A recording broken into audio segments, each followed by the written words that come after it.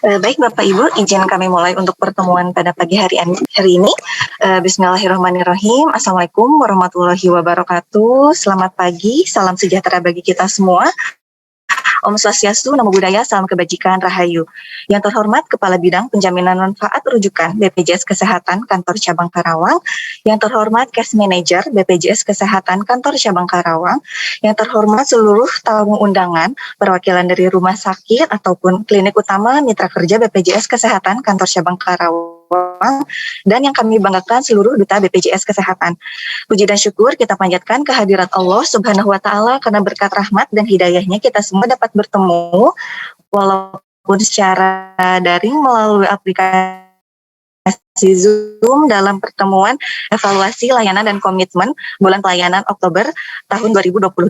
Baik, adapun susunan acara pada pagi hari ini yaitu sambutan, dilanjutkan dengan pemaparan materi, selanjutnya yaitu diskusi, dan diakhiri dengan penutupan. Baik, untuk selanjutnya yaitu sambutan dan pemaparan materi sekaligus dengan perkenalan yang akan disampaikan oleh Kepala Bidang Penjaminan Manfaat Rujukan BPJS Kesehatan Kantor Karawang kepada Dr. Mutia Nisa. Waktu dan media dipersilahkan. Terima kasih Bu Nisa. Assalamualaikum warahmatullahi wabarakatuh. Selamat pagi, salam sejahtera untuk kita semua. Yang terhormat di FKRTR Wilayah Kerja Kantor Cabang Karawang, yang saya hormati perwakilan manajemen, perwakilan bagian pendaftaran, bagian klaim, dan juga IT rumah sakit seluruh FKRTL Wilayah Kerja Kantor Cabang Karawang. Seperti tadi disampaikan oleh Bu Nisa, izinkan saya mendahului paparan saya dengan sedikit perkenalan. Mohon izin karena saya baru saja hadir di Karawang pada hari Jumat 2 minggu yang lalu. Nama saya Mutia Anissa, biasa dipanggil Anissa. Sebelumnya saya bertugas di BPJS Kesehatan Kantor Cabang Sukabumi. Saya per Jumat kemarin diamanatkan untuk menjadi bidang penjaminan manfaat rujukan di Kantor Cabang Karawang. Mungkin mohon maaf saya belum sempat keliling ke seluruh rumah sakit Bapak Ibu ya. Tapi kebetulan karena perpanjangan kerjasama tahun depan, jadi kita bisa bertemu saat kami berkunjung ke rumah sakit Bapak Ibu. Kemarin kami sudah berkunjung ke 3 rumah sakit, mungkin beberapa dari Bapak Ibu sudah bertemu dengan saya. Mungkin itu untuk perkenalan dari saya Bapak Ibu. Kemudian izinkan saya langsung melanjutkan materi seperti biasanya yang Bapak Ibu terima dari Dr. Sri, maka akan saya sampaikan juga mengenai evaluasi kepatuhan. Sebagai pengingat Bapak Ibu, mohon izin kami sampaikan kembali bahwa di perjanjian kerjasama, sebelum Bapak Ibu menandatangani perjanjian kerjasama tersebut, Bapak Ibu sudah menandatangani komitmen untuk dapat mengikuti ketentuan-ketentuan atau indikator-indikator yang dibutuhkan sebagai pemberi pelayanan kesehatan JKN di wilayah kerja Kantor Cabang Karawang, jadi termasuk kantor Kabupaten Purwakarta. Nah Bapak Ibu, dalam perjalanannya ini memang kita membutuhkan effort yang tentunya tidak sedikit, pasti luar biasa untuk Bapak Ibu. Tapi kembali karena kita bekerja sama dan memberikan yang terbaik untuk peserta JKN, maka harapannya seluruh indikator kepatuhannya terpenuhi, bukan untuk kami, tapi untuk pasien, untuk peserta JKN. Karena dari peserta JKN yang puas dengan pelayanan rumah sakit, maka tentunya juga akan pembayaran iuran lebih lancar, dan tentunya pembayaran iuran itulah yang akan kita bayarkan kepada Bapak Ibu di rumah sakit. Kemudian izin mengingatkan juga mengenai regulasi bahwa rumah sakit pemerintah yang memenuhi persyaratan itu wajib bekerja sama, dan untuk rumah sakit swasta yang memenuhi persyaratan juga itu dapat bekerja sama. Jadi kita sama-sama berusaha optimal Bapak Ibu dalam pencapaian indikator kepatuhan. Tidak berlama-lama saya izin share untuk materi. Sudah tampak ya Bapak Ibu ya di layar ya?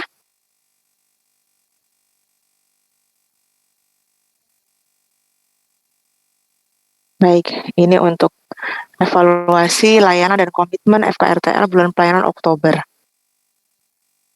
Yang akan kita bahas yang pertama update display tempat tidur, yang berikutnya display tindakan operasi, kemudian sistem antrian yang terhubung dengan mobile JKN menggunakan bridging, yang keempat tindak lanjut terhadap keluhan peserta, yang kelima hasil survei pemahaman regulasi JKN, yang keenam nilai kepuasan peserta di FKRTL, dan terakhir capaian rekrutmen peserta PRB.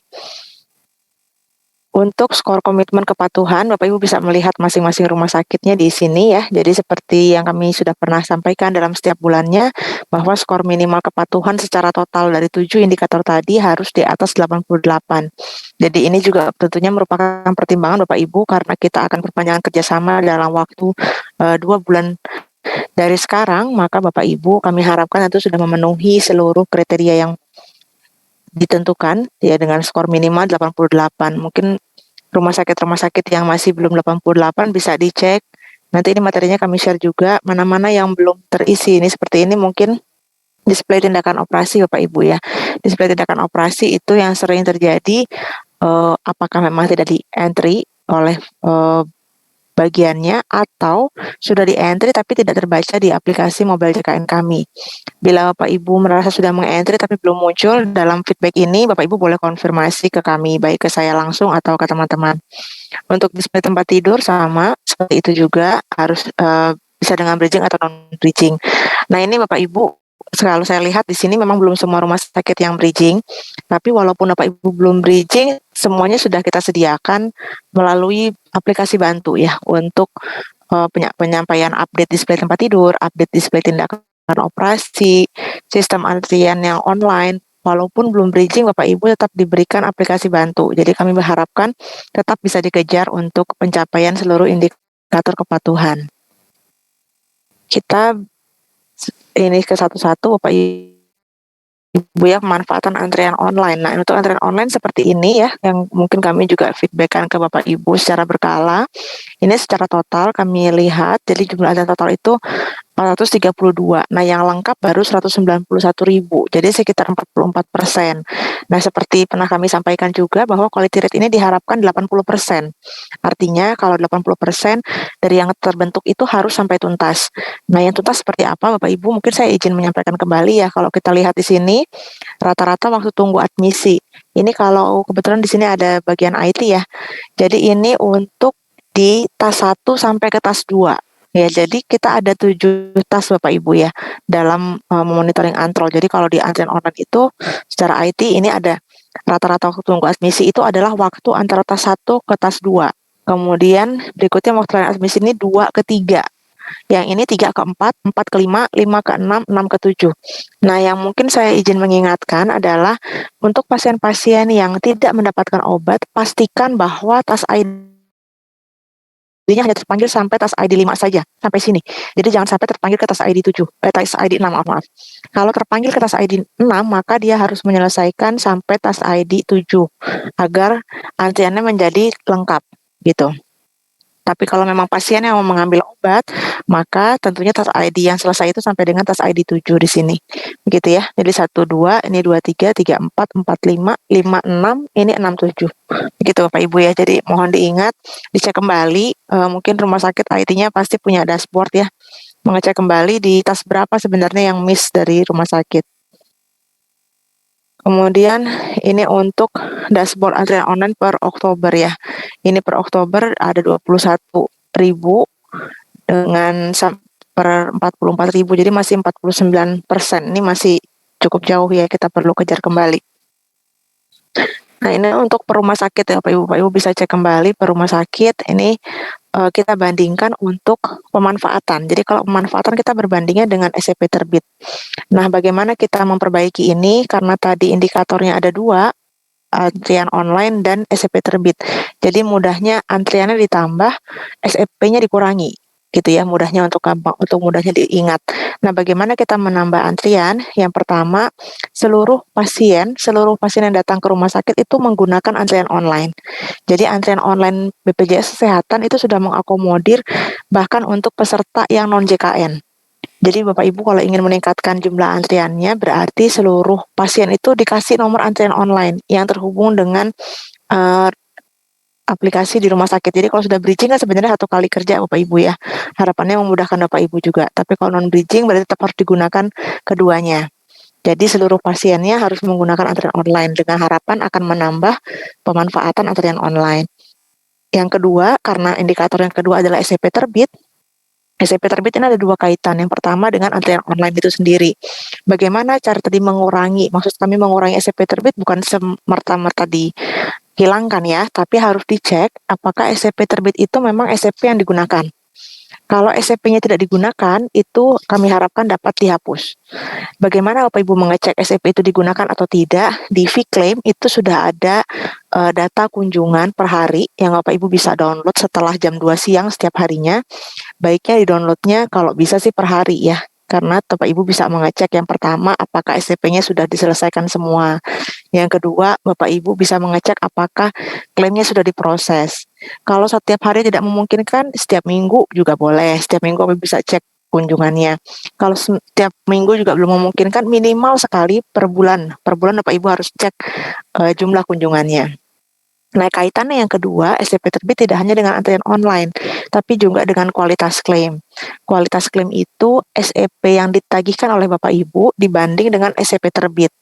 Nah, itu kita targetnya kalau di bulan N-1 ya, kalau kita bicara sekarang bulan Oktober, maka klaim N-1-nya klaim September ya Bapak Ibu.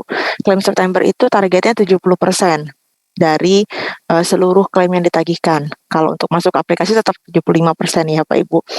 Nah, kemudian di bulan kedua targetnya 90%. Jadi kalau kita bicara bulan Oktober, maka N-2-nya adalah klaim bulan Agustus. Itu harus sudah 90%. Dan kemudian yang ketiga, N-3-nya berarti bulan Juli. Nah, bulan Juli itu kita harapannya sudah 100%. Jadi sudah tuntas, tidak ada lagi klaim-klaim yang tertinggal. Nah, bagaimana Bapak Ibu memastikan klaim-klaim tersebut tidak tertinggal? Tadi dengan mengecek laporan kunjungan baik harian, mingguan, ataupun bulanan di aplikasi Vclaim. Ya, jadi itu mekanismenya untuk Bapak Ibu bisa memperbaiki baik capaian antrian online maupun capaian kualitas klaim. Berikutnya ini untuk indeks pemahaman. Jadi indeks pemahaman Paskes kemarin sudah kita sampaikan dalam beberapa kali ya. Ini sudah 3 kali ya, kemarin terakhir di awal Oktober kalau saya nggak salah. Itu memang kita harapkan nilainya juga 100 semua nih. Nah, kalau kita lihat di sini sudah sangat baik ya di kantor cabang Karawang. Hanya saja mungkin ada beberapa ini yang mungkin miss sedikit yang tidak bisa sampai 100 nilainya semuanya. Ini tentunya juga menjadi salah satu indikator bahwa Bapak Ibu kalau memahami regulasi, tentunya harapan kami juga pelayanannya juga yang terbaik untuk peserta JKN. Kemudian yang berikutnya untuk capaian PRB. Nah, ini capaian PRB di 2021 dan 2022 Bapak Ibu.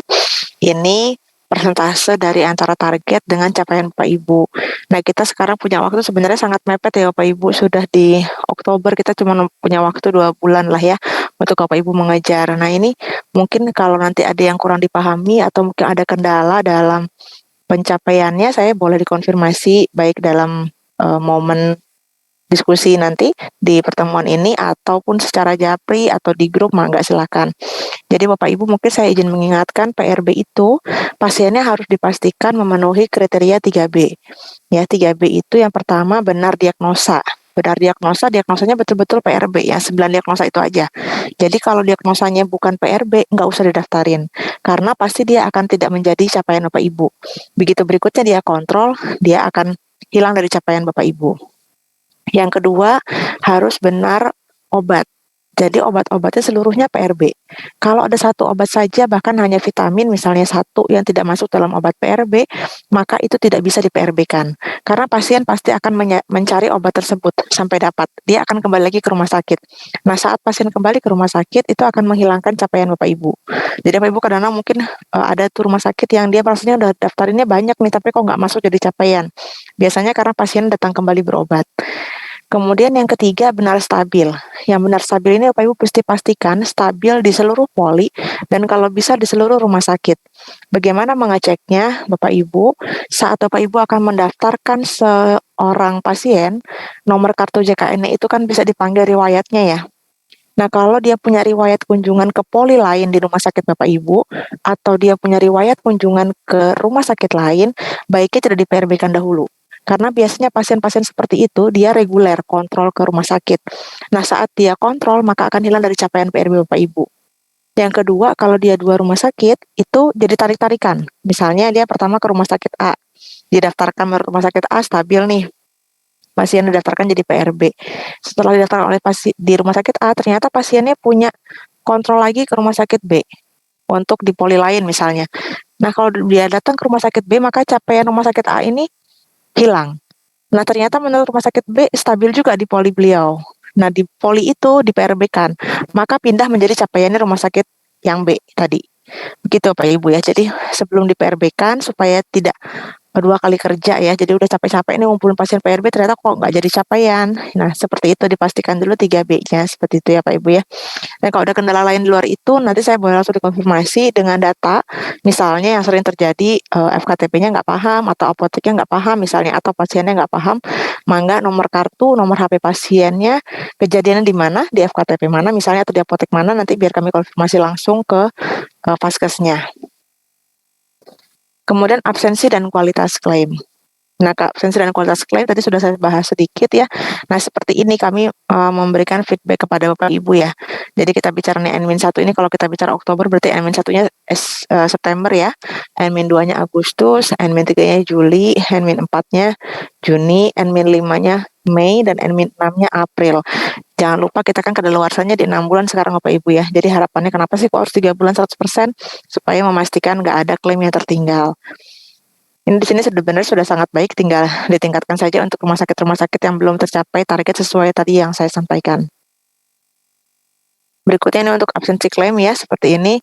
Absensi klaim itu kita harapkan N-1 ya Pak Ibu ya. Jadi kalau klaimnya masuk ya segera di bulan berikutnya, jangan sampai tertunda. Ini untuk rumah sakit yang belum N-1 ya, yang masih ada N-2-nya mungkin boleh dikejar, mungkin kami boleh diinformasikan apa yang bisa kami bantu. Kemudian berikutnya untuk absensi klaim obat. Nah, ini absensi klaim obat yang mungkin perlu banyak percepatan ya. Kalau klaim obat memang mungkin nominalnya tidak terlalu besar, tapi Bapak Ibu tentunya ini juga menjadi salah satu aset ya untuk rumah sakit. Jangan sampai kemudian obatnya ditinggal gitu ya. Jadi yang untuk klaim obat juga harapannya bisa lebih dipercepat lagi sampai seluruhnya N-1 seperti klaim-klaim CBGs. Sebelum saya mengakhiri, saya izin menyampaikan beberapa feedback juga untuk terkait dengan klaim. Yang pertama adalah untuk klaim-klaim dengan KLL Bapak Ibu ya. Untuk KLL itu harapannya sudah dilakukan koordinasi untuk laporan polisinya ya, karena masih ada beberapa klaim yang menyangkut. Kemudian untuk alur pengajuan klaim ya. Jadi disampaikan kembali bahwa klaim itu untuk pending 2 bulan sekaligus, terus 10 hari berikutnya baru klaim pending lagi gitu. Ya, seperti itu Pak Ibu. Nanti mungkin ada tambahan dari Bu Ririn, nanti bisa kita sampaikan dalam sesi diskusi.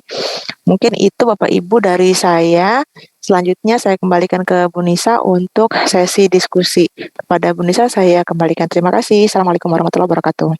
Waalaikumsalam warahmatullahi wabarakatuh. Terima kasih kepada Dr. Anissa atas paparan yang telah diberikan.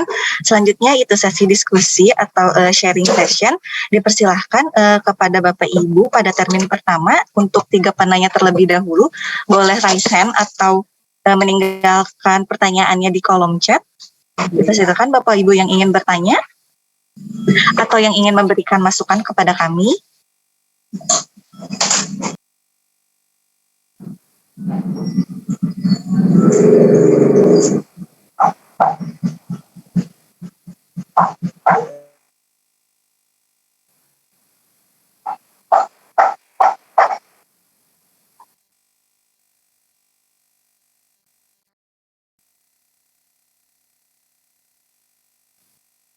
Izin Bu, mau klarifikasi untuk Rumah Sakit Karina Medica.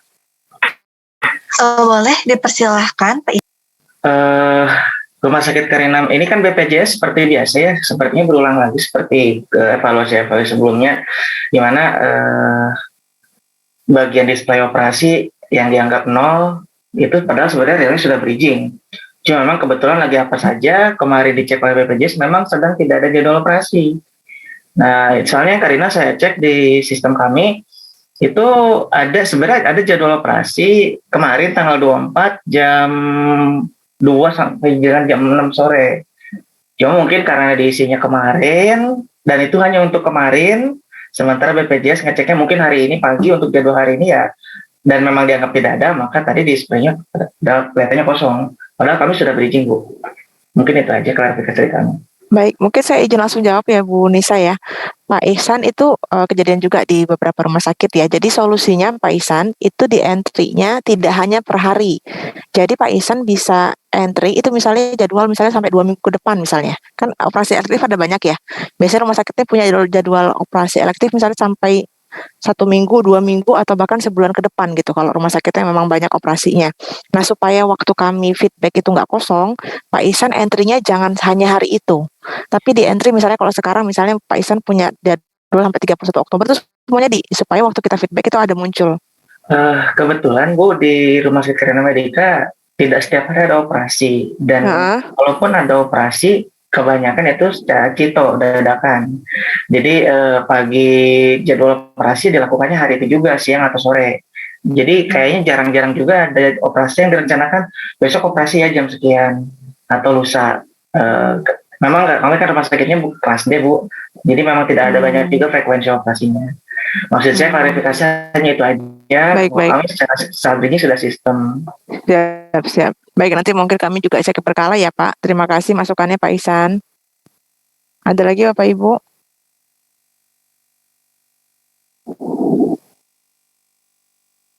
Kemudian sambil menunggu pertanyaan berikutnya Pak Ibu, ya mungkin saya koreksi sedikit tadi ya untuk klaim pending ya. Klaim pending itu kan kalau kita bicara di PKS itu kan sebenarnya satu kali pengajuan itu hanya bisa 1 bulan klaim induk, 1 pending, dan 1 susulan ya. Jadi Bapak Ibu yang mau mengajukan pending dalam 2 bulan sekaligus nanti dikoordinasikan dahulu. Jadi jangan langsung diajukan dalam 2 kali, dalam 2 bulan ya.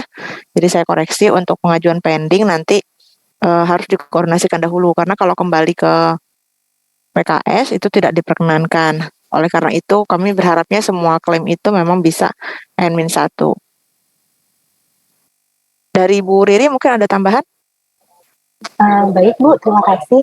Izin Ibu menambahkan untuk klaim pending Ibu, kami sih berharapnya Bu dari tim verifikasi dari rumah sakit juga sudah bisa koordinasi terlebih dahulu, misal akan dilakukan percepatan atau pengiriman double untuk klaim pending di bulan depan. Ini sudah bisa dikomunikasikan terkait dengan jumlah, terkait dengan tanggal ajuannya, kira-kira akan diajukan di tanggal berapa pada bulan sebelumnya.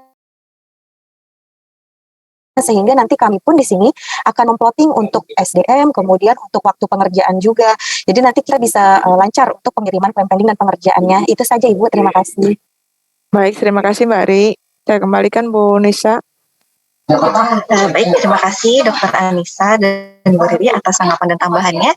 Selanjutnya mungkin Bapak Ibu ada yang masih ingin bertanya atau memberikan masukan, dipersilahkan.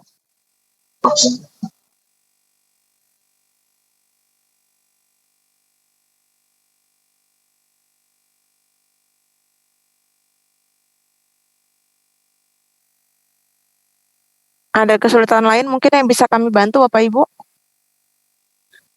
Oh ini di chat ada ya? Bentar, oh udah tadi. Sudah ya tadi Pak Ihsan udah ya.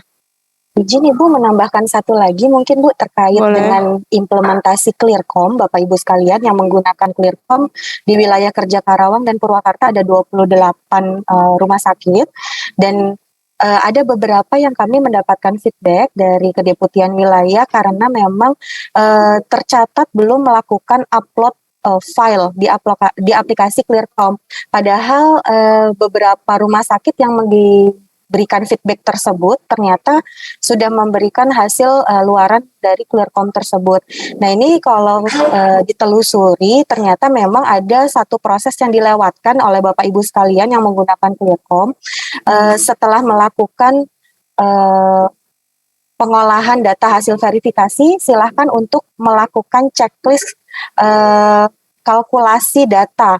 Nah, untuk proses kalkulasi itu harus dilakukan dan diklik Bapak Ibu sekalian sehingga nanti tercatat memang sudah upload datanya ke server begitu. Itu saja Ibu, terima kasih. Baik, terima kasih Dokter Yanti.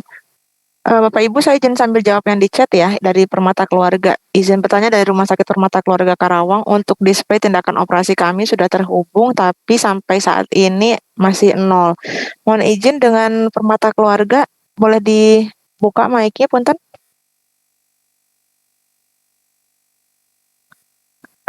Izin ini kami baik. Di mana Pak? Dari Permata Keluarga? Sudah terakhir entry-nya kapan ya Pak Punten?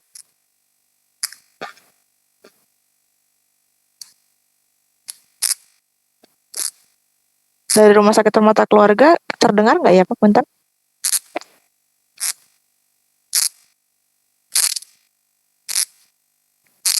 Baik, bila mungkin belum respon, ini sepertinya sudah terbuka mic-nya, tapi mungkin ada kendala dalam audio ya.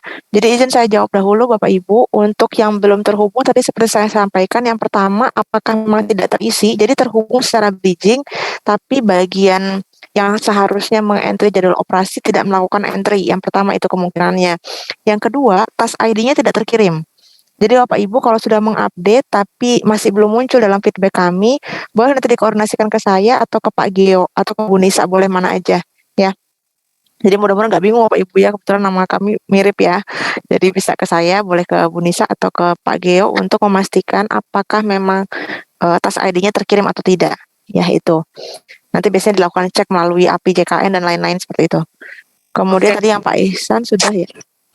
Iya silakan Dokter Ibu Valentina, silakan Ibu. Ya dok, ini Nisino dok, pakai Oh, HP-nya dokter. dokter Valen.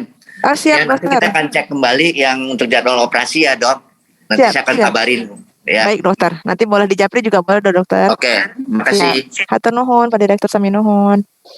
Kemudian yang berikut tadi Pak Ihsan sudah ya. Kemudian yang Rumah Sakit Karya Husada, betul Pak. Jadi jadwal operasi memang bukan jadwal operasi sito.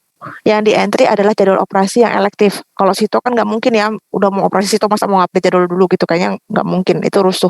Jadi yang sebenarnya Pak, yang kenapa kami sediakan display jadwal operasi itu ada yang beredar di isu di peserta JKN itu adalah kalau pasien JKN itu operasinya masih dinanti-nanti gitu ya, ditunda-tunda. Kalau pasien non JKN operasinya langsung. Nah, itulah yang berusaha kita negasikan ya, yang berusaha kita tidak kita jawab bahwa tidak seperti itu.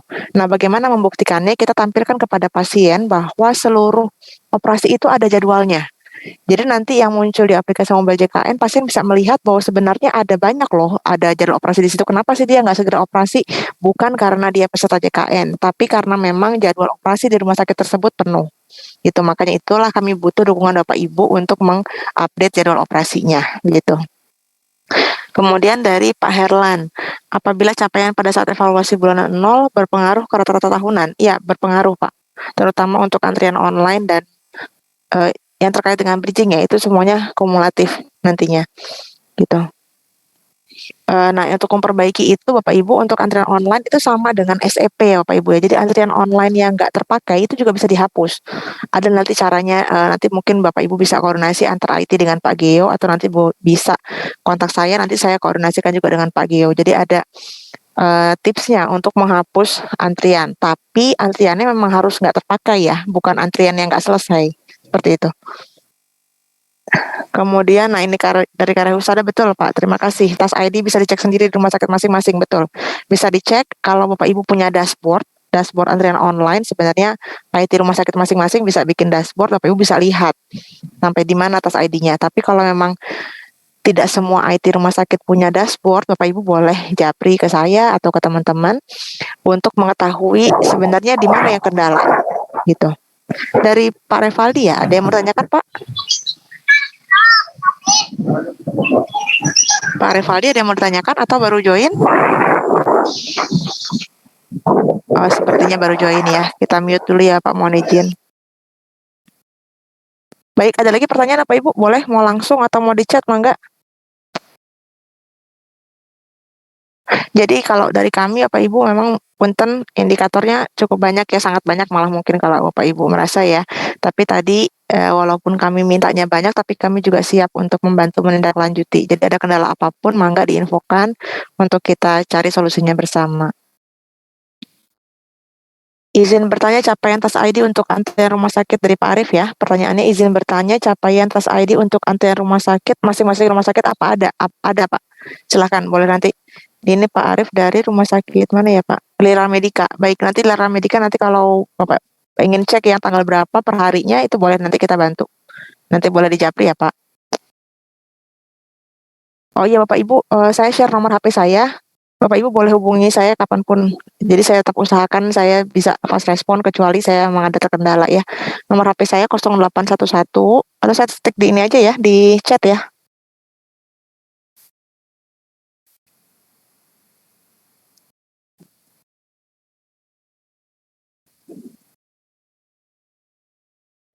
Nomor HP saya di chat ya Pak Ibu ya, 0811 22 711 79. Mangga Bapak Ibu boleh konfirmasi kapanpun Bapak Ibu membutuhkan.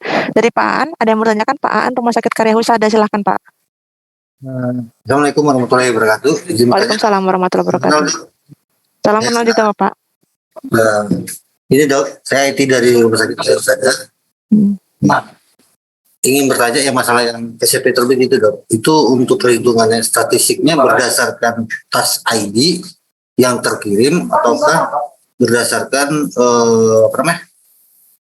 yang diterbitkan oleh, kan kita terbit itu ada dari P-claim, ada dari bridging ya dok ya. Ini berdasarkan bridging ataukah berdasarkan semua SCP yang terbit?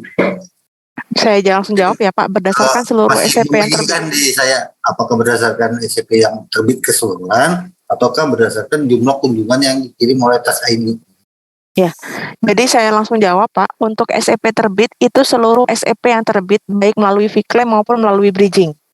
Gitu. Jadi kalau saran kami sebenarnya total menggunakan bridging ya Pak, jangan ada menggunakan V-claim lagi langsung sebenarnya, karena supaya rumah sakit sebenarnya bridging V-claim itu kan dibuat untuk memudahkan teman-teman di frontliner rumah sakit ya, supaya nggak ngantri 2 kali. Kalau mereka masih ngantrinya di V-claim berarti kan ngantri di SIM-RS sekali, terus ngantri lagi di aplikasi V-claim untuk menerbitkan SCP. Nah, kita harapannya bisa menggunakan bridging. Tapi kalau pertanyaan Bapak tadi SCP-nya dari mana, jumlah SCP terbit adalah seluruh SCP yang terbit dari V-claim maupun dari bridging. Nah, ini pembanding rata-ratanya itu statistiknya dari total kunjungan tas ID ataukah total kunjungan keseluruhannya dok? Gitu, dok. Kalau tas ID mungkin kita bicaranya masalah antrol ya Pak berarti?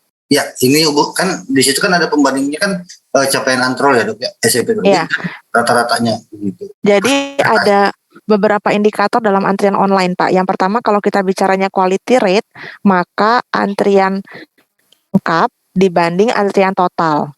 Nah, begitu pasien itu check-in di rumah sakit ya Pak ya, itu kan langsung memanggil tas ID 1 ya Pak? Tergantung dok. Kalau dia ada juga yang langsung 3 ya Pak ya? Iya. Nah, begitu pasien check-in itu kan memanggil langsung tas ID 1 atau tas ID 3 kalau dia pasien lama ya Pak.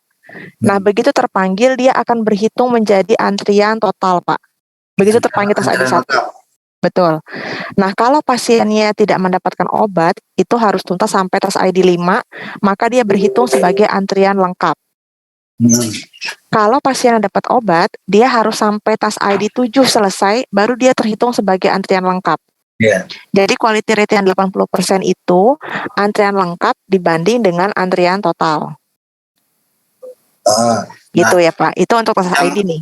Berarti dari antrian lengkap itu dibandingkan dengan jumlah SCP yang diterbitkan, begitu ya dok ya? Nah, yang kedua kita baru bicara pemanfaatan. Nah, pemanfaatannya tadi mungkin saya minta masukan Bu Nisa, tadi kita pemanfaatannya ngitungnya pakai antrian lengkap atau antrian total Bu Nisa? Menggunakan antrian total berbanding SCP terbit.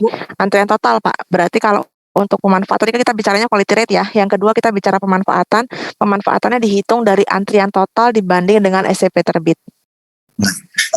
Di sini kan yang antrian itu kan bukan saja pasien BPJS ya. Betul. Nah, kalau misalnya saya tadi melihat dari Rumah Sakit Joko Pramono. Nah, mungkin jumlah pasien yang BPJS-nya mungkin ya di bawah angka itu. Tapi yang terkirim itu bisa ribuan. Karena apa? Karena pasiennya itu pasien BPJS semua. Kalau menurut saya ya.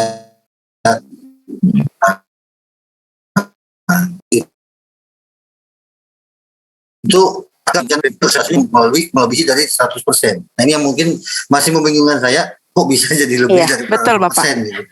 Apakah pembandingnya berdasarkan pasien BPJS saja ataukah dengan SCP pasien keseluruhan? Karena ada pasien umum, ada pasien asuransi, ada pasien ini misalnya 1000, SCP yang terbit cuma 200, maka akan jadi persentasenya akan melebihi persentase 100% gitu dok, kan nggak mungkin presentasinya di atas 100%. Betul, betul Bapak. Jadi ini mungkin sedikit tips dan trik ya Bapak Ibu ya. Kenapa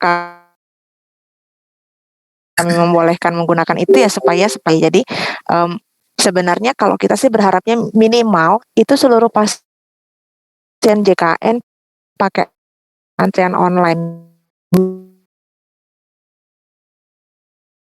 Belum semua. Nah, kalau pasiennya tadi yang rumah sakit tadi yang seperti Joko Pramono yang mungkin sudah bisa lebih dari 100%, berarti memang seluruh pasiennya menggunakan antrian online BPJS Kesehatan, walaupun pasiennya bukan pasien JKN.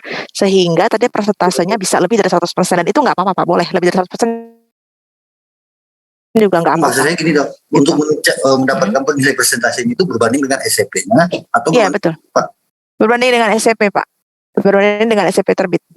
Kalau menurut saya, ini misalnya pasien non JKN atau ini dengan total JKN dan non JKN itu dengan total 1.000 ya dok ya.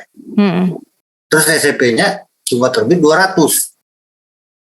Iya, nggak apa-apa Pak, nggak apa-apa kalaupun berarti di atas 100%. Iya betul, memang boleh di atas 100%. Gitu. Jadi minimal yang kami harapkan itu kan seluruh pasien JKN pakai antrian online ya Pak. Jadi kalau itu makanya kita kenapa pembandingnya SCP terbit, karena target awalnya sebenarnya seluruh pasien JKN. Gitu. Tapi kalau rumah sakit bisa melebihi itu lebih bagus, karena memang harapan kami antrian online tidak hanya berguna untuk pasien JKN saja, tapi boleh untuk seluruh pasien. Gitu Pak. Jadi boleh ya Pak jawabannya. Oh iya. Ada lagi Pak? Itu aja dok. Baik, hatur nuhun Pak Aan. Berikutnya Bu Yeti dari Rumah Sakit Karawang. Izin bertanya dari Rumah Sakit Karawang, jika pasien rawat inap yang dirawat gabung oleh beberapa dokter spesialis, lalu diperbolehkan pulang untuk surat kontrolnya, misalkan harus ke 3 dokter, maka yang bisa diinput hanya 1 poli. Poli lain rujukan baru atau cukup dikonsulkan? Jawabannya cukup dikonsulkan Ibu. Jadi karena pasiennya rawat gabung dengan 3 DPJP misalnya ya, maka memang dia berhak untuk kontrol ketiga DPJP tersebut. Dan hapunten memang 1 paket inasi bijis.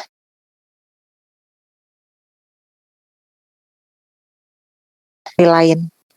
Seperti itu.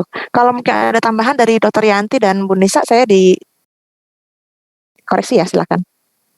Kemudian berikutnya dari Pak Sarip IT ya Pak Sarip, dok, kebetulan jadwal operasinya kosong pas ditarik oleh BPJS, tapi jadwal yang sudah diinput sebelumnya masuk ke rekapan BPJS enggak dan jadi penilaian kriteria BPJS enggak? Seperti sekarang kami di Rumah Sakit Islam enggak ada jadwal operasi, tapi kemarin kami ada jadwal op. Kemarin kita tarik datanya tanggal berapa ya Bu Nisa? Izin Bu, untuk data yang ditampilkan per tanggal 24 jam 12.27 Bu. Oke, begitu ya Pak Sarip. Jadi kalau kita tariknya mungkin setelah Bapak, maksudnya Bapak entry-nya setelah kami tarik mungkin jadi nggak terekam. Tadi itu mungkin kalau memang rumah sakitnya memungkinkan dan jadwal operasinya mungkin banyak, saran saya di entry-nya langsung nih, baik seminggu, 2 minggu, atau sebulan sekalian, supaya kapanpun kami tarik datanya sudah update. Itu mungkin Pak Sarip ya. Ada tambahan mungkin Pak? Cukup ya Pak. Baik. Kemudian dari Bapak Nur Yahya, Rumah Sakit Holistik. Pertanyaan yang sama, apa jadwal operasi bisa diakumulasikan dalam 1 bulan atau hanya pada hari-hari tertentu? Jadi bukan diakumulasikan Pak, mohon izin, tapi di entry seluruhnya. Jadi nanti munculnya di aplikasi mobile JKN itu per pasien, tapi pasiennya nggak disebut namanya, dia hanya muncul nomor medreknya saja sama operasinya dari spesialis apa, seperti itu. Jadi jangan khawatir, identitas pasien tetap tidak ditampilkan. Yang kita butuh ditampilkan dalam aplikasi mobile JKN itu bahwa pasien begitu ngecek, dia tahu di rumah sakit itu ada banyak jadwal operasi, begitu. Jadi bukan cuma dia aja yang operasinya ditunda, ada banyak pasien yang sedang mengantri operasi, seperti itu. Jadi di entry-nya bisa langsung sekaligus, di entry per hari tetap Pak. Jadi misalnya di entry sekarang misalnya tanggal 25 ya, Bapak entry jadwal tanggal 26, di entry 27, di entry 28, di entry sampai dengan bulan depan kalaupun ada, itu bisa di entry sekarang. Seperti itu, supaya waktu kapanpun kami tarik update-nya, capaiannya terisi, begitu. Kemudian dari Pak Kustendi, Rumah Sakit Ramahadi. Izin bertanya, apakah jika pasien sudah daftar melalui antrian online tidak perlu cetak SCP? Tetap harus dicetak Bapak. Jadi jawabannya untuk antrian online itu, kalau antrian online mungkin saya sedikit share lagi. Antrian online yang menggunakan mobile JKN Bapak Ibu, itu kode booking saja yang muncul. kode booking yang muncul. Nah, nanti antrian online dimulai tes ID satunya saat pasiennya check-in. Baik check-in di aplikasi mobile JKN ataupun di rumah sakit. Kalau misalnya di rumah sakit kemudian dia ngambilnya lewat pakai kioske gitu ya. Begitu ngambil di kioske itulah dia mulai terpanggil sebagai tes ID yang pertama, tes ID 1 gitu. Jadi kalau sudah tes ID 1 nanti dia ada tadi kan antrian admisi Bapak Ibu ya. Nah, waktu dia ngantri admisi kemudian akhirnya dilayani di admisi terbit SEP. Begitu. Jadi yang dihitung dari antrian online termasuk penerbitan SEP gitu ya. Jadi tetap harus cetak SEP. Ini juga mungkin saya sedikit pesan sponsor Bapak Ibu ya. Kemarin kan mungkin kita juga sudah sampaikan kita ke depan akan jadi elektronik SEP ya, elektronik medical record. Jadi buat Bapak Ibu yang sudah di sini kan juga sudah ada ya e-medical record. Jadi kalau bisa lancar semuanya nanti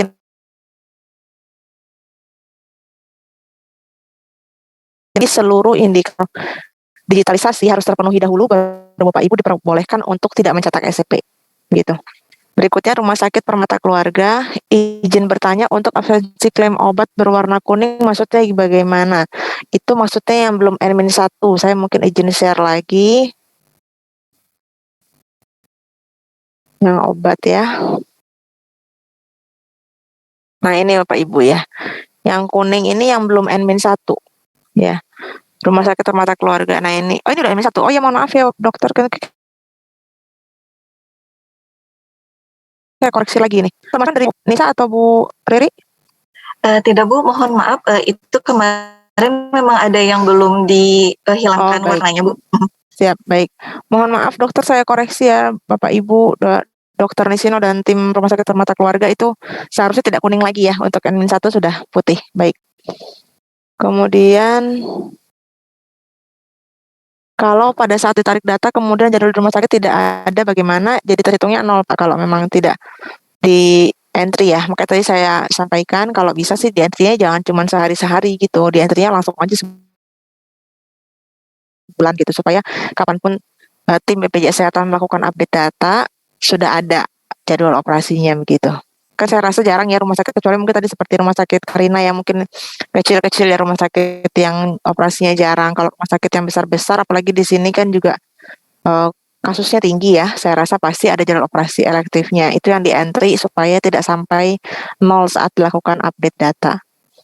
Kemudian dari Pak Sarip tambahan dok berpengaruh tidak untuk penilaian MOU ke depan? Iya, berpengaruh Bapak. Makanya kenapa kami bawelin tiap bulan ya, mohon izin. Karena ini sangat berpengaruh terhadap pertimbangan dalam perpanjangan kerjasama di tahun depan. Kita sudah bridging dan sudah update op juga, tapi memang sedang tidak ada jadwal. Baik, Bapak mungkin kalau pas saat update op nanti kami boleh diinformasikan evidennya ya Pak. Misalnya mungkin tadi Bapak udah update, tapi mungkin pas kami tarik datanya pas lagi nggak ada. Nah pas Bapak ngupdate, itu kan di mobile JKN bisa dicek ya, Bapak ada aplikasi mobile JKN juga kan. Nah capture mobile JKN itu boleh dikirim Pak ke kami untuk kami bantu sebagai dokumentasi ya. Mungkin untuk yang tadi Pak Isan dari Rumah Sakit Karina juga seperti itu ya Pak solusinya ya. Kalau memang pas di-update udah muncul di mobile JKN-nya di-capture, boleh dikirim ke saya atau ke Bu Nisa ya untuk data. Kemudian dari Ibu Nungki, izin bertanya Bu, berarti jika ada pasien kontrol dengan lebih dari 1 dokter, untuk dokter keduanya tidak perlu ke vaskes pertama, hanya dengan rujukan internal saja cukup. Ya, kalau penyakitnya berkaitan Bapak Ibu. Kalau penyakitnya berkaitan tentu satu rangkaian rujukan internal, 1 SEP. Tapi kalau pasien penyakit tidak berkaitan tentu berobat kembali ke FKTP ya. Jadi mohon diingat satu lagi Bapak Ibu, saya punten nitip banget pesan, FKTP itu adalah tempat berobat. Jadi mohon dengan sangat dapat disampaikan oleh direktur kepada jajaran untuk pasien-pasien itu tidak diminta membuat rujukan ke FKTP ya. Jadi kalau misalnya pasiennya nggak gawat daruratnya datang ke UGD, Bapak Ibu punten besok berobat ke FKTP. Nanti FKTP dokternya menentukan apakah akan dirujuk atau tidak ya. Jadi jangan disampaikan bahwa untuk minta rujukan ke FKTP ya. Seperti itu. Jadi kalau pas terkait misalnya yang mudah nih ya, hipertensi dengan retinopati misalnya ya, itu silahkan langsung rujukan internal dari rumah sakit. Tapi kalau misalnya hipertensi kemudian dengan penyakit kulit misalnya, itu kan nggak berkaitan ya, itu pasiennya diminta untuk berobat kembali ke FKTP. Kemudian Bapak Muhammad Rizal Iskandar, Waalaikumsalam warahmatullahi wabarakatuh. Izin untuk list indikator yang harus dipenuhi untuk bisa SEP bisa dilihat di mana ya Bu? Waktu itu kami sudah pernah bersurat Pak dari BPJS Kesehatan ke manajemen rumah sakit. Nanti mungkin saya review lagi suratnya. Nanti kita sampaikan indikator-indikatornya. Jadi intinya saya beberapa di antaranya itu antrian online-nya sudah bridging, fee claim-nya sudah bridging, kemudian juga quality rate-nya sudah 80% ya, quality rate antrolnya. Nah, tuh Pak An udah angguk-angguk tuh, kayaknya Pak An udah paham banget deh. Jangan-jangan udah hafal nih Pak An nih kayaknya nih. Ada indikatornya udah kami suratkan waktu itu, nanti boleh kami review lagi di grup ya Bapak Ibu. Tolong saya. Kemudian ada lagi pertanyaan? Di chat udah habis, ada lagi mungkin Bapak Ibu mau langsung ditanyakan? Mangga, atau dari Bapak Ibu teman-teman PIC, kalau ada mungkin yang saya terlewat, boleh langsung disampaikan mumpung ini kumpul semua rumah sakitnya. Bu izin menambahkan. Boleh Bu Nisa, Pak An sebentar ya habis ini ya. Gimana Bu Nisa? Untuk yang tadi terkait untuk tindakan medis operatif Pak Ihsan, tadi ada pertanyaan dari Pak Ihsan rumah sakit Dian dan Karina ya. Untuk yang tindakan medis operatif Pak, sesuai dengan yang ditampilkan pada materi, biasanya saya sampaikan di footnote di bagian bawah untuk sumber dari aplikasi Mobile JKN, kapan kami tarik datanya dan di jam berapa. Nah, untuk laporan biasanya kami juga ada rutin laporan bulanan. Biasanya saya rata-ratakan Pak dari per hari-harinya apakah update atau tidak. Biasanya saya tandai untuk hari-hari yang tidak update-nya, tapi misalkan secara rata-ratanya ternyata lebih banyak update-nya, nanti saya laporkan update. Selanjutnya mungkin untuk tambahan yang Pak Arif dari Rumah Sakit Lira Medica untuk terkait updating data antrian online berdasarkan tax ID 1 sampai 7, mungkin Bapak bisa nanti japri ke saya Pak, karena kebetulan yang kami feedback ke rumah sakit melalui email blast itu hanya capaian antrian total per harinya. Kalau misalkan dibutuhkan untuk capaian tax ID 1 sampai 7-nya berapa lama atau berapa jumlah persentasenya, mungkin bisa chat melalui WA. Biasanya juga ada beberapa rumah sakit yang meminta data tersebut. Mungkin itu saja tambahannya Bu Nisa, terima kasih. Baik, terima kasih Bu Nisa. Gimana Pak Aan, tadi ada yang mau bertanya ya kalau nggak salah? Izin sharing evaluasi antrol aja ya gitu ya. Siap.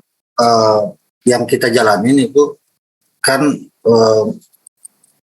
pasien yang mendaftar melalui anjungan atau modul JKN itu kan diarahkan ke poli ya dok ya. Nah di situ kan kita lakukan, karena di anjungan kita bertahap untuk cetak SCP langsung via anjungan, kita arahkan ke admisi yang mencetak SCP, karena kan SCP itu kan wajib ya. Nah di situ kalau menurut saya masih seperti kesannya masih seperti pendaftaran jadinya dok, sama aja dengan di admisi gitu. Karena akan berkumpul di depan poli untuk cetak SCP dulu. Nah alangkah bagusnya untuk dipercepat kalau menurut saya ya untuk yang ESCP-nya, karena ESCP itu sangat membantu untuk untuk ya kan nggak ada cetak-cetak lagi, efisiensinya lebih membantu rumah sakit lah untuk di sisi kertas ya dok ya. Karena kesannya ke poli itu memindahkan pendaftaran ke depan poli, itu yang mungkin harus segeranya ISCP dok, karena kan sama aja kalau menurut saya. Memang kecepatan layanannya lebih dibanding kecepatan yang selama di pendaftaran admisi biasa yang saya evaluasi, dan saya juga minta dari Bu Nisa juga setiap minggu ya Bu Nisa ya, untuk kami evaluasi seperti itu untuk capaian tax ID, karena kita mau melihat bayaran kita di masing-masing tax ID 3, 4, 4, 5, 6 dan sampai ke 7 masih ada di poli yang antrian di poli jadi lama, harusnya lebih cepat. Itu yang mungkin strategi kedepannya dok. Terima kasih dok. Baik, terima kasih kembali Pak An. Betul sekali, tadi saya juga sambil ngecek nih capaian karya usaha juga udah bagus ya Pak. quality rate-nya juga udah bagus, terhadap SCP-nya juga udah bagus. Mungkin dari indikator yang kemarin, saya konfirmasi nih Pak, ada yang masih kurang nggak untuk SCP Pak? Yang kemarin kami bersurat itu ada yang masih belum terpenuhi nggak di Rumah Sakit Karya Husada Pak? Pak Aan?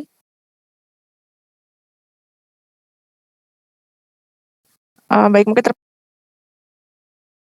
terputus ya Pak Ibu ya. Jadi Gimana?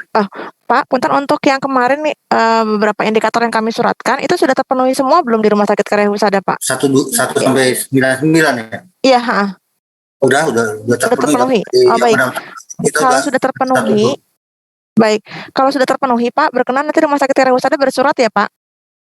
Bersurat nanti kami telaah, kalau memang terpenuhi ya bisa langsung segera ESCP. Gitu supaya nggak usah ngapain lagi. Kemarin kan yang ISCP itu kan menggunakan face recognition ya, tapi saya udah coba.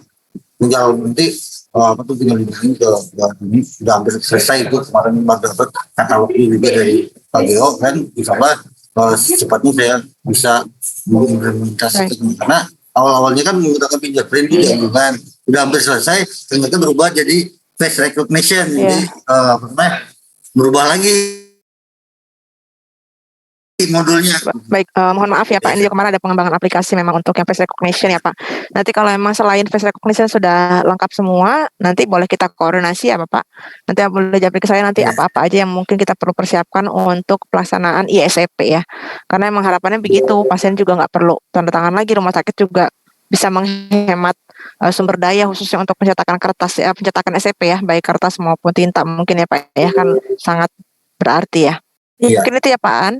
Ya. Ada lagi Pak? Paling mungkin yang di ini ya, kalau di di apotek online dong. Ini yang masih membingungkan di ESCP. Oh, bridging apotek online maksudnya? Ya, apakah diharuskan bridging apotek online dulu atau anjungannya? Ini yang masih saya ini karena kan pada waktu kita mau klaim ini kan bakal cetak ini juga pasien akan koordinasi di obat prodisnya ya. Maksudnya bridging apotek online ya Pak atau tas ID 67? Yang apotek online. Oh, kalau bridging apotek online beda lagi Pak. Kalau bridging apotek online itu harus ada coding. Jadi penyamaan coding kalau bridging apotek online itu karena kode obat di rumah sakit dengan kode obat di aplikasi apotek online BPJS Kesehatan itu kan mungkin berbeda Pak. Jadi ada, saya lupa ada istilahnya apa. Jadi kayak ada penyamaan kamus gitu Pak. Ya, jadi kode obat misalnya paracetamol kalau di ya betul. Jadi kodenya itu harus disamain dulu Pak. Jadi ada kayak dibikinkan kamus gitu, baru itu bisa terbridging. Jadi kalau bridging apotek online itu nantinya Bapak Ibu di IFRS itu sekali ngentri langsung terisi ke aplikasi obat di rumah sakit sama terisi di aplikasi apotek online Pak. Itu saya coba ini apakah memang yang untuk apotek online ini untuk dicoba di rumah sakit tertentu ataukah semua rumah sakit bisa? Bisa Pak diajukan. Bapak mengajukan aja. Nanti kita proses untuk bridging apotek online ya. Tetap harus diproses dulu sih Pak. Ya, karena saya dapat info juga dari teman-teman rumah sakit yang ditentukan. Rumah sakit yang ditentukan untuk sebagai pilot project itu. Jadi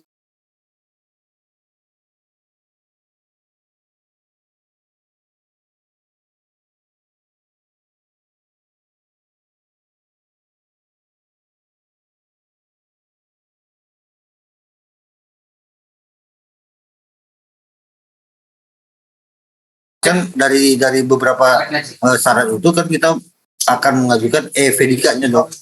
ESCP ya Pak? Ya, EVDK untuk verifikasi digital. Oh iya yang pakai IRM ya? Kan dengan syaratnya harus bridging, diantaranya bridging atau sampai ke apotek online gitu. Untuk syarat utamanya. Bridging antrean online, bridging P-claim, bridging public care, dan udah ESCP kan untuk ke EVDK. Baik.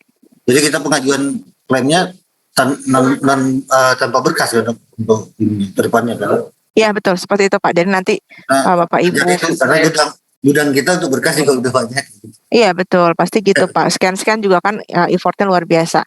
Baik, mungkin mohon izin saya nanti koordinasi dulu dengan teman-teman ya Pak untuk tahu posisi Rumah Sakit Karya Husada apalagi nih yang perlu dilengkapi sebelum kita pelaksanaan ESEP dan IVEDIKA ya Pak ya. Oh ya. Gitu Pak, ada lagi? Satu lagi dok, boleh ya? Terlalu Enggak. banyak pertanyaan saya dok. Maaf. Ini apa namanya untuk TTD itu apakah menggunakan BSRE ataukah hanya cukup dengan surat keputusan direktur saja dok? BSRE Pak. Harus BSRE. Iya. Semua dokter yang akan mendatangani menggunakan BSRE ya Pak. Harus BSRE ya. Harus dulu satu persatu ya Pak ke BSRE ya. Tempat lain kok boleh ya dok ya? Di tempat lain yang boleh di mana Pak? Di mana ya? Nanti kalau ada infonya di Bandung kemarin di Bandung juga rumah sakitnya disebutkan ya Pak. Rumah sakit mana biar saya bisa koordinasi ke rumah sakitnya, ke kantor cabangnya. Kemarin waktu pas acara Zoom yang untuk face recognition itu menggunakan apa namanya? Menggunakan pet juga bisa untuk tanda tangan. Baik, sepengetahuan kami menggunakan BSRE Bapak. Nanti kalau memang ada Bapak dapat informasinya dari rumah sakit mana, izin saya bisa dijapri ya Pak, rumah sakit mana, dari kantor cabang mana supaya kami bisa koordinasi dengan kantor cabang terkait ya Pak. Coba di ini dok, apa tuh? Dustira. Oh, kantor cabang Cimahi. Baik, nanti kami koordinasi dulu ya Pak. Baik, terima kasih.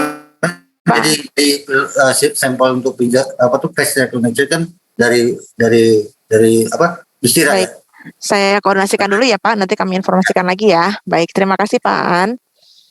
Izin saya melanjutkan jawab yang di chat lagi. Ini dari Ibu Astaria. Izin bertanya dok, bila dari FKRTL merujuk ke rumah sakit tipe lanjutan, tidak dikembalikan lagi ke rumah sakit tipe C, hanya mengambil rujukan, apakah itu termasuk kontrol, dan apakah jak rujukan bisa dilihat di aplikasi. Maksudnya kalau dia berkunjung lagi mungkin ya Bu ya, kalau berkunjung lagi ke rumah sakit tetap namanya pasien kontrol. Ya, jadi pasien kontrol tetap, jadi pasien-pasien yang berkunjung untuk penyakit yang sama di rumah sakit tersebut itu tetap menggunakan sebagai pasien kontrol ya, termasuk juga dalam penagihan klaimnya berarti menggunakan kode Z ya. Kemudian dari Muhammad Rizal Iskandar, mohon izin Bu, info dari PIC dari manajemen belum ada terkait ESEP, tapi tadi yang Pak Aan udah tahu ya, mohon direview kembali untuk rumah sakit Dewi Sri. Baik, nanti kami cek kembali suratnya ya Pak, nanti kami sampaikan juga di grup. Pak Rizal Iskandar juga ada di grup yang FKRTL ya, yang sama kita ya. Nanti kalau belum mungkin bisa di-add, tadi nomor HP saya boleh di WA, nanti kami tambahkan di grup supaya kalau ada informasi, Bapak juga terinformasi ya. Kemudian Ibu Yeti bertanya lagi untuk izin bertanya untuk pasien yang sudah dirujuk ke tipe A, akan tetapi dikembalikan lagi untuk screening dan perbaikan keadaan umum. Apakah untuk tindakan screening ulang dan perbaikan KU itu bisa diklaimkan sesuai yang dikasih medis ya Bu? Atau dari Bu Riri ada tambahan mungkin? Ada koreksi? Tidak Ibu, cukup Bu, sudah sesuai. Oke, siap. Kemudian Dokter Valentina. Dok, punten mau tanya untuk antrian rumah sakit online, pasien pos RWI, pos rawat inap ya, dari IGD tidak bisa diinput ya karena antrian rumah sakit online karena tidak memiliki rujukan. Kalau antrian online hasilnya enggak ya dokter? Kalau antrian online dia selama punya surat kontrol itu bisa. Di aplikasi mobile JKN juga mengakomodir. Jadi kalau Bapak Ibu mungkin IT yang biasa ya, yang sudah biasa di mobile JKN itu nggak hanya nomor rujukan aja, nomor surat kontrolnya itu bisa dipakai untuk membuat kode booking. Gitu. Jadi kalau untuk dokter Valen, jadi kalau pasiennya kontrol, jangan lupa dibuatkan nomor surat kontrolnya saat pasiennya akan pulang. Jadi punten kadang-kadang rumah sakit nggak dibuatkan nomornya waktu pulang ya, biasanya pas pasien datang kontrol baru kemudian dibikinkan. Nah, ini juga sekaligus untuk mencegah kendala seperti yang terjadi kemarin waktu kita sempat down aplikasi beberapa hari, itu kan kendalanya karena belum ada nomor surat kontrol yang dibuat sebelumnya ya. Jadi begitu aplikasinya down, nggak bisa buat surat kontrol yang backdate. Nah, jadi saran kami, namanya surat kontrol itu dibuat saat pasiennya selesai berobat. Jadi baik selesai berobat rawat jalan maupun rawat inap, itu langsung dibuatkan surat kontrol supaya dia bisa digunakan membuat SEP yang pertama, dan yang kedua pasien bisa menggunakan surat kontrol itu untuk membuat kode booking di antrian online mobile JKN.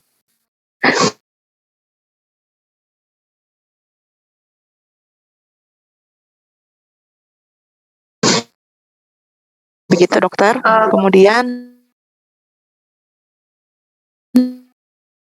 gimana Bu? Itu Surat memang sudah kontrol. dibuatkan kontrol ya.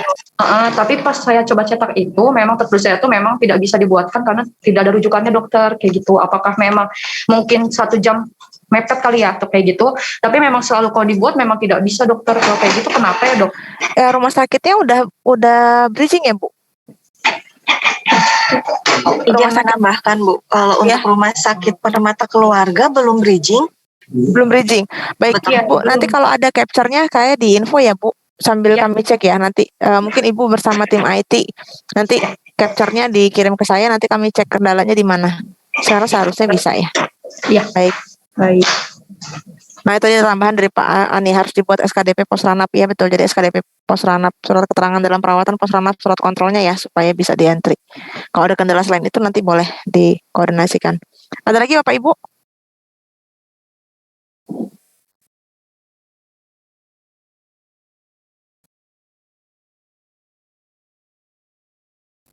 Baik, kalau sudah tidak ada pertanyaan, saya kembalikan. Ada teman-teman, mungkin sebelum dikembalikan ke Bu Nisa, ada tambahan? Baik, bila tidak ada, mungkin saya akan kembalikan ke Bu Nisa untuk menutup pertemuan pada hari ini.